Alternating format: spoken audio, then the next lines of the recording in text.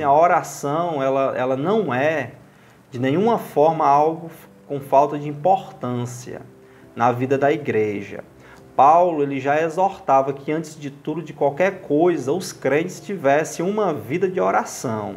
E se vocês lerem depois lá o contexto de 1 Timóteo capítulo 2, ele vai dizer o motivo. Para que a gente tenha uma vida tranquila, para que a gente possa pregar o evangelho e fazer a vontade de Deus, que é que todos se salvem e cheguem ao pleno conhecimento da verdade. É o que o texto vai dizer lá. E ele coloca aqui esses tipos de oração, poderia colocar assim, certo?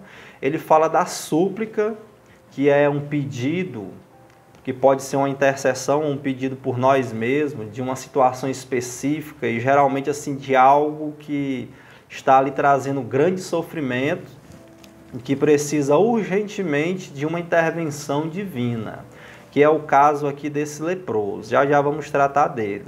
Ele vai falar aqui de oração de uma maneira geral, isso eu estou comentando aqui em 1 Timóteo capítulo 2, versículo 1, certo? Ele vai falar a respeito de oração, onde a gente pede as coisas a Deus, aquela oração cotidiana, né? Pedir o pão nosso de cada dia, por exemplo. A súplica, ela já é algo assim mais forte, né? Quando algo está assim por um triz e Deus precisa agir. Já essas orações aqui é aquela que é o nosso dever de casa, sempre estar orando, intercedendo, buscando a Deus em oração. Ele fala também da intercessão, que é você se colocar diante de Deus em ousadia por alguém, né? Não por você, mas por alguém. E fala também aqui a respeito das ações de graças, certo? Que são você agradecer a Deus pela resposta à oração e às vezes até mesmo antes de ela se realizar, da oração ser respondida. Ou seja, você louvar, adorar a Deus, agradecer a Deus. Isso aí são as ações de graças, certo?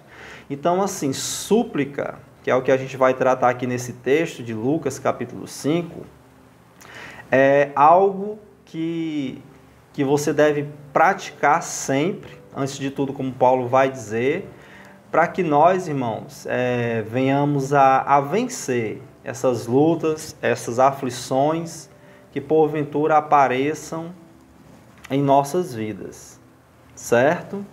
Na ocasião aqui, nós vemos este homem, um leproso, se aproximando de Jesus. E é interessante que o texto paralelo lá de Mateus vai dizer, lá em Mateus capítulo 8, vai relatar o mesmo assunto aqui. O texto lá, irmãos, vai dizer que Jesus, ele estava acabando de descer do monte, da onde ele estava ali proclamando as bem-aventuranças, né, o sermão do monte, como a gente conhece. E ao descer do monte, esse leproso, este homem, se aproxima de Jesus. No versículo 12 que a gente leu, diz que estando Jesus numa das cidades, é justamente nessa ocasião, quando o Senhor acabara de ensinar-lhe as leis do reino de Deus e agora desce do monte para demonstrar o seu poder, certo? Mostrando ali o poder do reino de Deus. E é nessa ocasião que esse homem, justamente nesse momento, se aproxima do Senhor e faz aqui essa súplica, esse pedido. Então a primeira coisa, né, o primeiro elemento que a gente deve conhecer para receber o atendimento das nossas súplicas, irmãos, é a gente conhecer a Jesus, certo? Jesus, ele pregou o Sermão do Monte, mas o interessante é que quando ele se assenta em uma forma de convite às pessoas, somente os discípulos se aproximaram dele para ouvi-lo, para aprender. A multidão ficou de longe, os religiosos ficaram de longe, mas somente os discípulos se aproximaram. Vocês podem ver isso lá em Mateus capítulo 5, a partir do versículo 1. Por quê?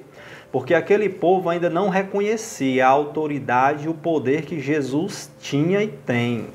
Então, se você quer ter a sua súplica respondida, como no caso aqui desse leproso, conheça a Jesus, saiba quem Ele é, o Filho de Deus, nosso Salvador, aquele que tem todo o conhecimento, sabedoria e todo o poder para fazer o impossível. A gente está aqui diante de um homem que está em uma situação de uma enfermidade gravíssima que é a lepra. E se você ler, aí continuar a leitura, certo? Vai dizer aí no versículo 12 que esse homem ele estava coberto de lepra. Coberto de lepra. Ou seja, não era só uma parte do corpo dele que estava ali doente, enferma. Então esse homem que estava nessa situação, ele se aproxima de Jesus, conhecendo ali quem ele era, com fé, crendo. E o interessante é que quem está relatando isso aqui, irmãos, é um médico. Acho que os irmãos sabem que o evangelista Lucas ele era um médico. E como um médico, ele está dando aqui um diagnóstico. Ele fala algo que nem Mateus fala, e nem lá em Marcos capítulo 1 também fala, que também vai relatar o caso aqui desse leproso. Lucas, ele como médico, ele dá um diagnóstico e diz que o homem estava completamente leproso. Ou seja, era um caso irreversível, que não tinha condições de ser curado, de ser liberto, certo?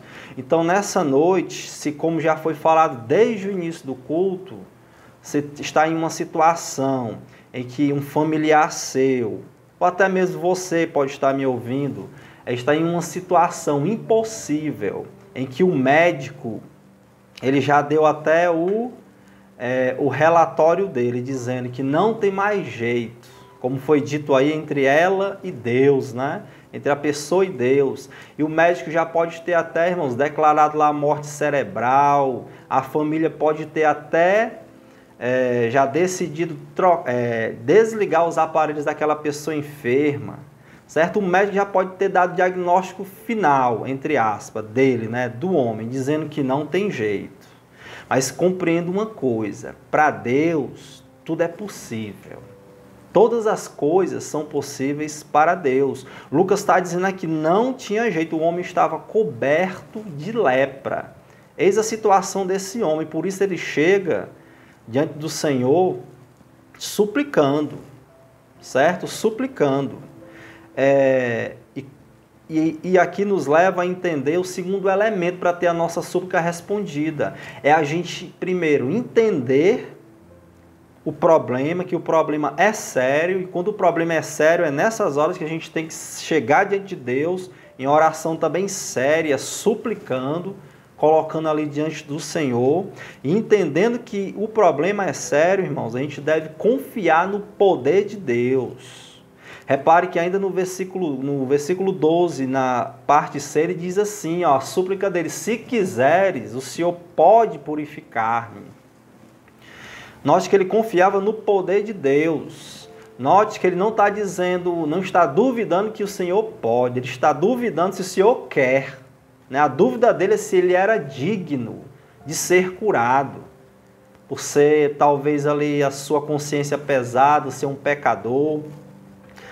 E ele tem lá essa dúvida a respeito da vontade de Deus, mas ele não duvida a respeito do poder de Deus. E se você quer que a sua súplica seja atendida, meu irmão, não pode duvidar.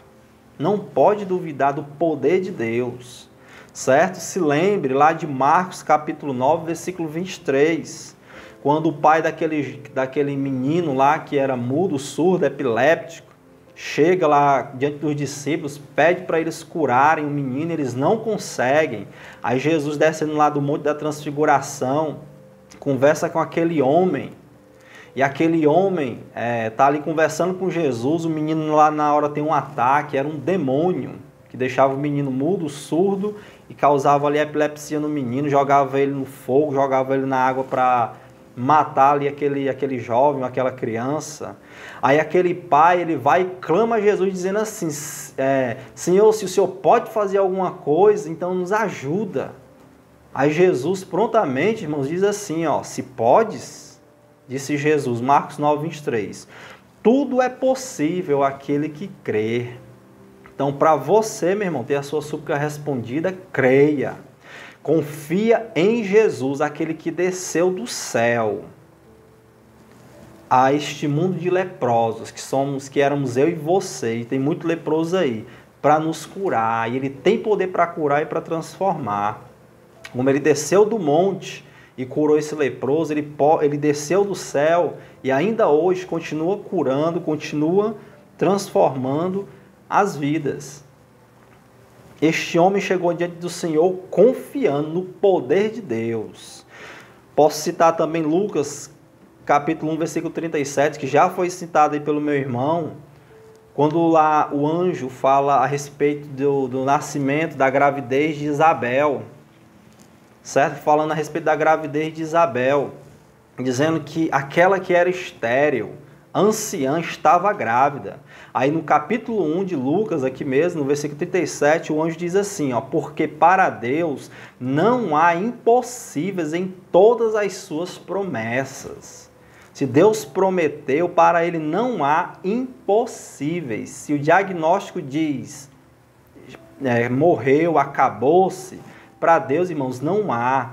Poderia citar também um caso lá de Gênesis 18, versículo 14, de outra mulher estéril, anciã, Sara, esposa de Abraão, que quando chega lá os 3 homens, que eram 3 anjos, dizem para ela que ela, daqui a 1 ano, né, teria um filho, dizem para ele, para Abraão, e ela escuta, ela diz, poderia eu, né, velha, estéril, ter essa alegria, dar um filho a Abraão? Aí o anjo lá escuta e diz assim, depois vai conversar com ela e diz assim, ó, acaso para o Senhor a coisa demasiadamente difícil, Sara? E eu pergunto para você, meu irmão, será que tem alguma coisa que é muito difícil para Deus? Será que tem? Gênesis 18, 14, o anjo continuou, daqui a 1 ano, neste mesmo tempo, eu voltarei a ti, e Sara terá um filho. E acabou-se, meu irmão, a última palavra de Deus, não há impossíveis para Ele. Então, o segundo elemento aqui é confie no poder de Deus, certo? Confiar aqui no poder de Deus. É você entender o problema, reconhecer a gravidade do problema e confiar no poder de Deus. Que Deus ele é poderoso, irmão, para mudar qualquer situação. Até aquela que o médico já declarou que não tem jeito. Até essa. Aleluia.